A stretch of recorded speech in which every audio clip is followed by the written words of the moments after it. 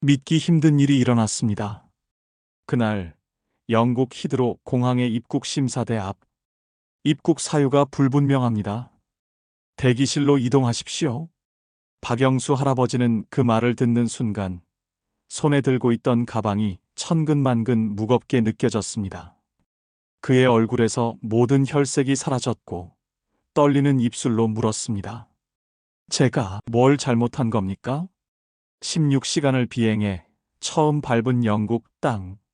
그는 오직 하나의 이유로 이곳에 왔습니다. 손자 수민이, 런던 대학에서 유학 중인 손자 수민이 몇 달 전 영상 통화 속에서 할아버지, 저희 학교 앞에 벚꽃이 펴요. 꼭 한번 와주세요. 라며 웃던 손자의 얼굴이 영수의 마음을 흔들었습니다. 아내는 이미 10년 전에 세상을 떠났고 아들과 며느리는 수민이 어릴 적 사고로 함께 떠났습니다. 영수에게 남은 단 하나의 가족, 그것이 손자 수민이었습니다. 입국 심사대의 젊은 남성은 여권을 쳐다보며 퉁명스레 말했습니다. 관광이라면서 왜 체류 주소를 제대로 못 말하세요? 런던, 손자, 학교. 영수는 떨리는 영어로 최선을 다해 설명했지만 심사관은 조롱 섞인 웃음을 지으며 말했습니다.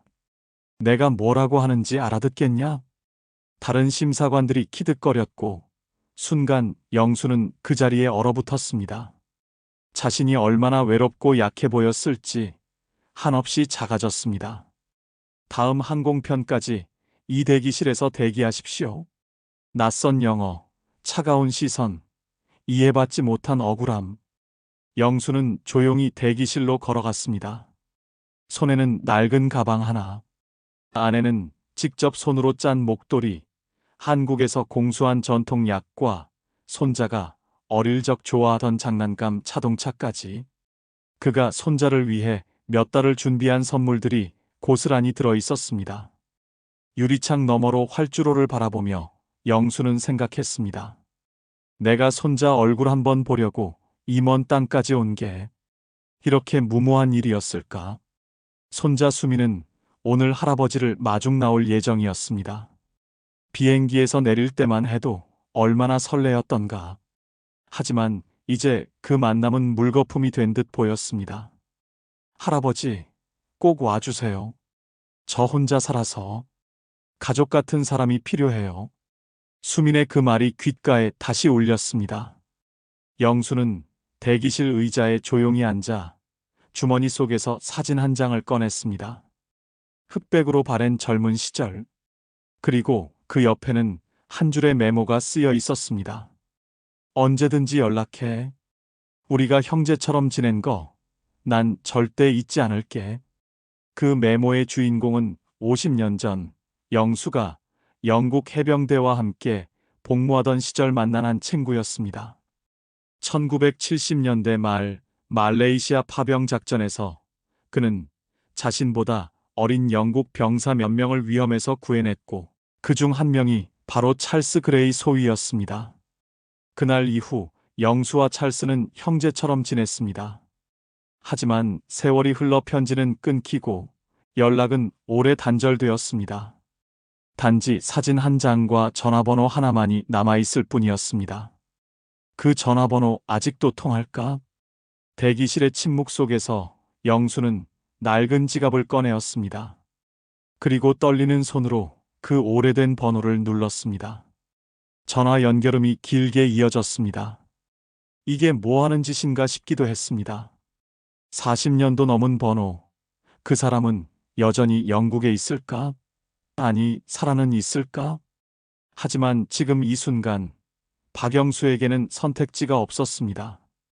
그리고 마침내 전화기 너머로 굵고 낮은 목소리가 들려왔습니다. 여보세요.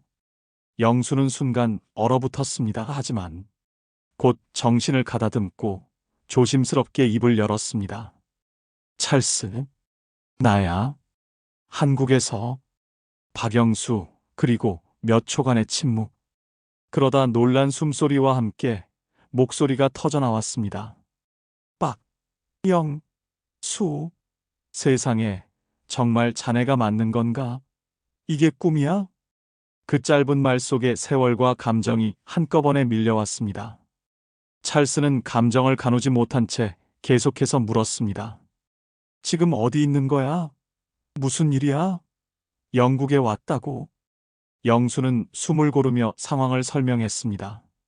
손자를 보기 위해 왔고, 영어를 제대로 하지 못해 입국이 거부되었으며, 지금 히드로 공항 대기실에 있다는 것까지. 찰스의 목소리가 단호해졌습니다. 가만히 있어. 지금 바로 조치하겠네. 자넨 그런 대우를 받을 사람이 아니야. 절대 아니지.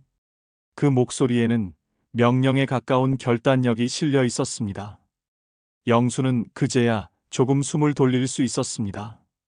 그 한 통의 전화가 어쩌면 인생을 바꿔줄지도 모른다는 희망이 싹 텄습니다.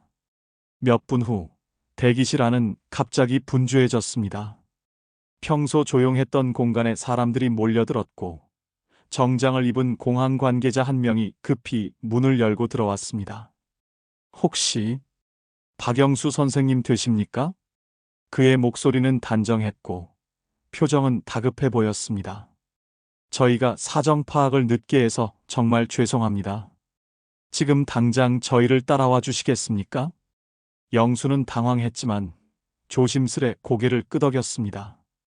몇 시간 전까지만 해도 무시당하고 모욕을 당했던 자신에게 왜 이런 태도, 변화가 생겼는지 이해할 수 없었습니다.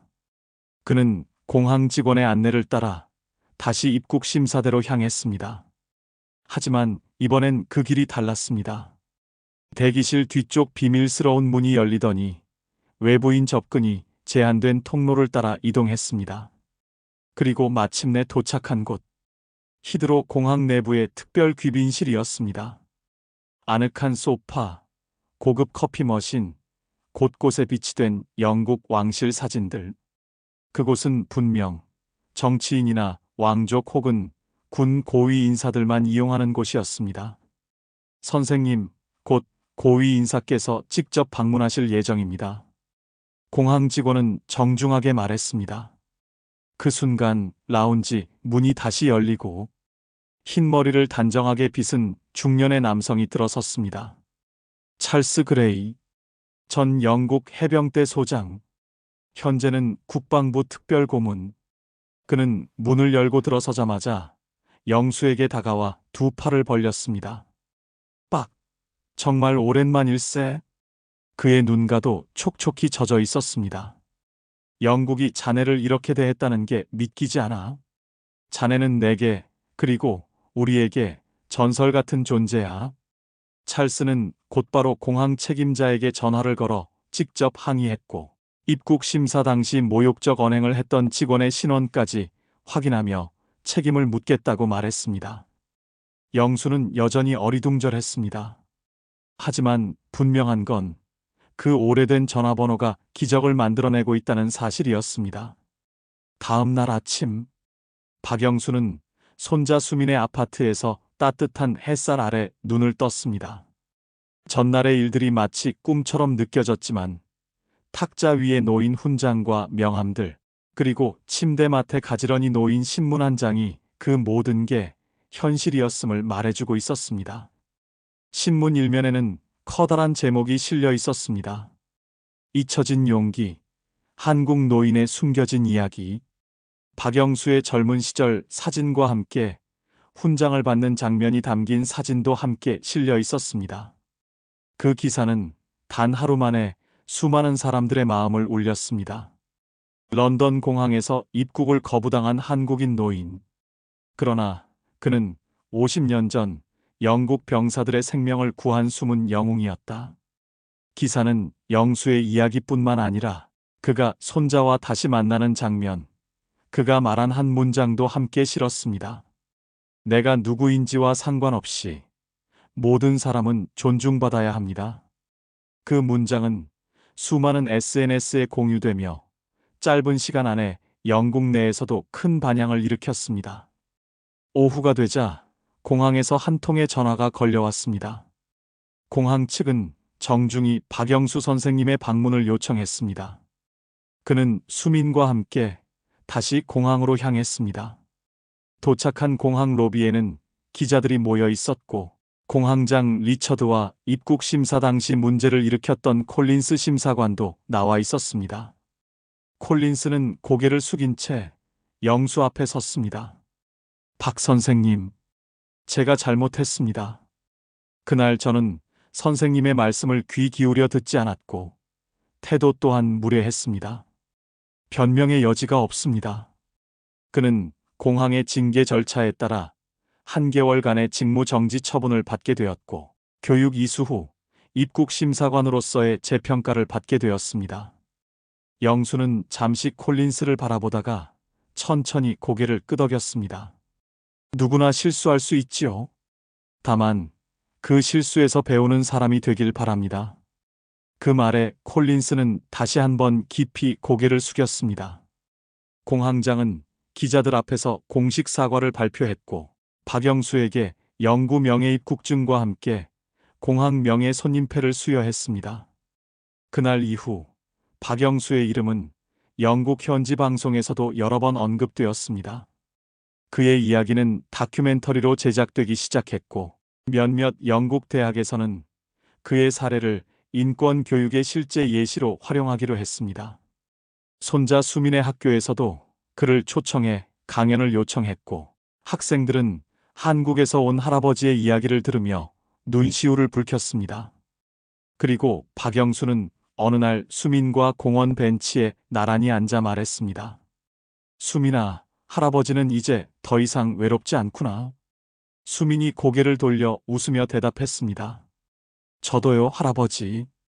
이제 매일 같이 밥 먹고 산책할 수 있잖아요. 햇살이 따스하게 내리쬐는 공원, 노란 잎이 떨어지는 나무 아래 박영수는 조용히 하늘을 바라보았습니다.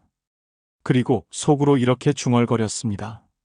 사람이 늙는 건 몸 때문이 아니라 인정받지 못한 시간들 때문이었구나. 하지만 이제야 그 시간을 되찾은 것 같구나. 그의 손에는 여전히 낡은 지갑이 쥐어져 있었습니다. 그 속 사진은 이제 바랜 흑백 사진이 아니라 기적이 시작된 순간의 문이었습니다. 그의 손에는 여전히 낡은 지갑이 쥐어져 있었습니다. 그 속 사진은 이제 바랜 흑백 사진이 아니라 기적이 시작된 순간의 문이었습니다. 그리고 여러분, 혹시 여러분 주변에도 이런 숨은 영웅이 있진 않으신가요? 오래된 사진 한 장, 잊힌 기억 하나가 누군가의 인생을 바꿀 수 있습니다. 오늘 박영수 할아버지의 이야기가 가슴에 닿았다면 여러분의 좋아요는 또 다른 누군가에게 따뜻한 용기가 될 수 있습니다. 그리고 구독은 이런 이야기를 더 많이 전할 수 있는 힘이 됩니다. 우리의 기억 속에 잊히지 않아야 할 이야기들 함께 지켜봐 주세요. 감사합니다.